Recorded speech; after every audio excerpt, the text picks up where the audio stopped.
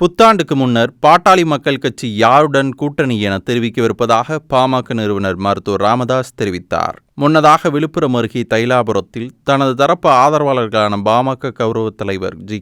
மணி, பொதுச் செயலாளர் முரளிசங்கர், பாமக எம்எல்ஏ அருள் உள்ளிட்ட பலருடன் மருத்துவர் ராமதாஸ் கலந்துரையாடினார். பின்னர் பேசிய அவர், சேலம் அருகே ஆத்தூரில் உள்ள தலைவாசலில் டிசம்பர் 30ஆம் தேதி பாமக அனைத்து முன்னணி நிர்வாகிகளையும் அழைத்து கூட்டம் நடத்தி யாருடன் கூட்டணி வைப்பது என்கிற அறிவிப்பை வெளியிட உள்ளதாக தெரிவித்தார். பாமக இரண்டாக பிளவுற்ற நிலையில் தந்தை மகனின் சித்தாந்தங்கள் வெவ்வேறு திசையில் உள்ளதால் யாருடன் கூட்டணி வைப்பார்கள் என்பதில் குழப்பம் உள்ளது.